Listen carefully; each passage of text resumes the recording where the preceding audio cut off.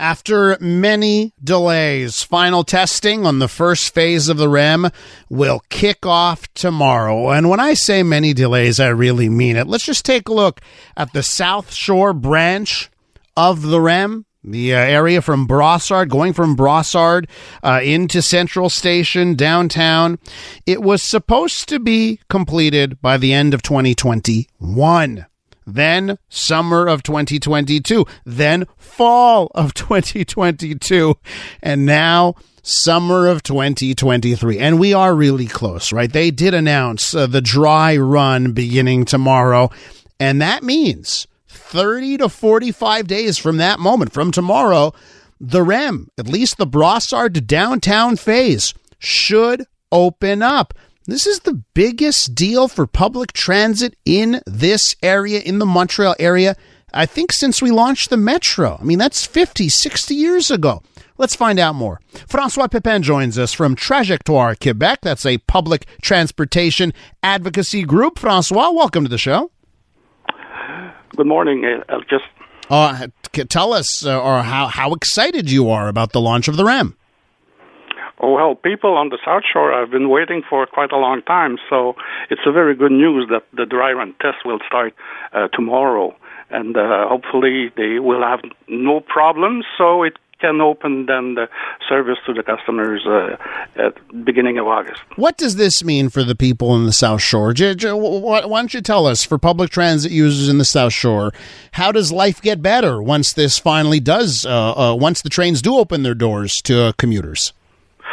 Well, they will have better service on the Champlain Bridge because with a train at every 2 minutes and a half or 3 minutes, especially during peak hours. So it's a better frequency, longer hours also of operation between the 5 in the morning and 1 a.m.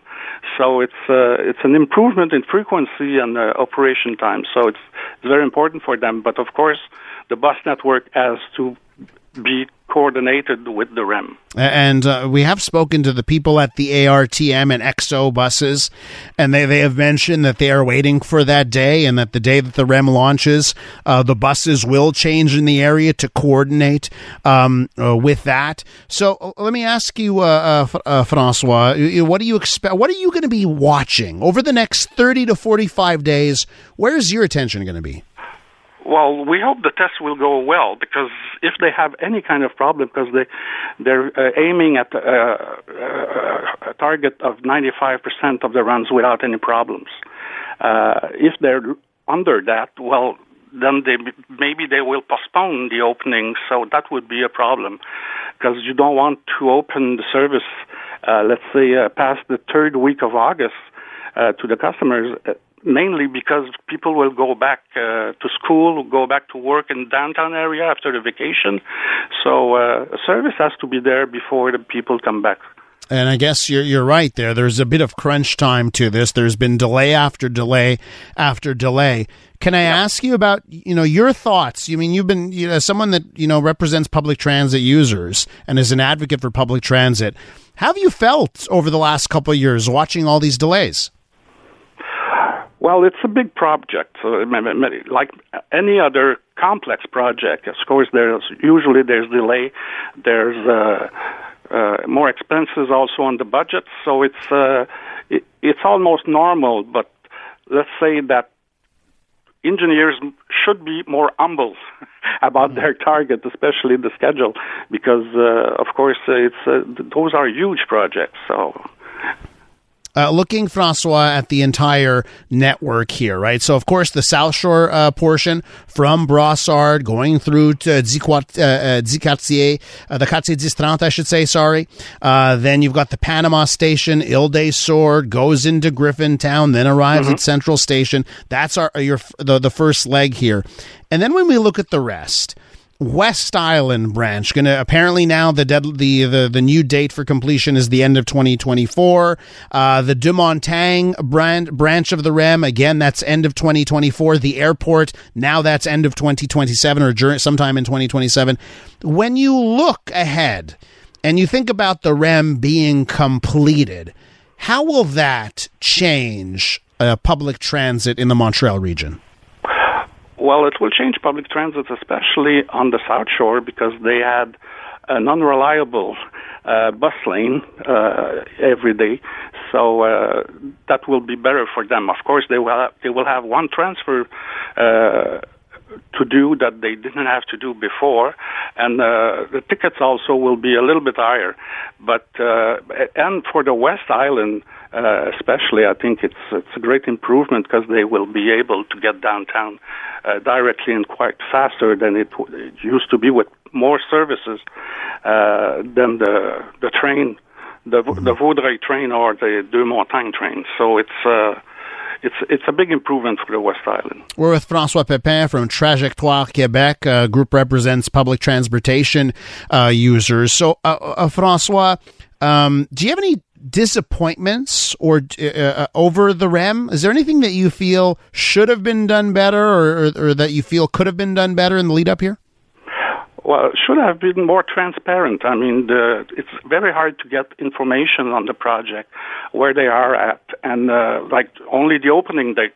Nobody knows the exact opening date. Of course, they have some tests to do, but the more transparency would help, and especially because before the opening, with the new bus networks from RTL and EXO, those transporters have to inform their customers, and also have to their drivers have to learn the new routes. So it's very important, and I think we are on a very tight schedule for opening before the third week of August. Can we talk about pricing here, François, for a second? You know, transit rates are going up on July 1st. Single fare is now $3.75. We actually talked about this with our listeners in the last hour of the show and got a lot of feedback and comments. Some people saying, you know, the cost isn't the issue, it's the service, right? If you got terrible service, it doesn't matter the cost here. What are your thoughts on the current cost for public transit, $3.75 single fares, monthly passes, and the changes that do lie ahead in a few days on July 1st? Yeah, well, of course it's increasing. It's following the inflation, but and we know that ARTM has many problems because there are less people using the system for the next years. So, but still, it's cheaper than having a car or two cars, especially two cars. And of course, the monthly pass is something that's not useful anymore because people will go to work 2 or 3 days a week, so they should have a new fare for that kind of trips. And also for the $3.75, of course, we think that they should have a social fare for people with low revenues. A social fare for people with low revenues. So that income should be a part of how much people pay for public transit. Yes, that's what they're doing right now in Quebec City, and also in Calgary, many cities in Canada. So it's, I think it's the way to help people use transit. Those who are not able to afford those increase should be helped by the government with a social fare. On service levels, François, we have seen the cuts to bus service and to metro service. How do you fix that? How do you get the service levels back to where they need to be? Well, they have to go back to the level they had in 2019. I mean, like you said, the fare is important, but the most important thing is the quality of service, especially frequency. So you have to put more buses on the route and more metros also. They made a cut at the beginning of the year of about 10%, which is a lot. So, of course, there's less people in the system, but if you want them to come back, you have to improve your service, not cut the service. François, thanks so much for your time on the program this morning. We really do appreciate it. You're welcome. That's François Pepin from Trajectoire, Québec.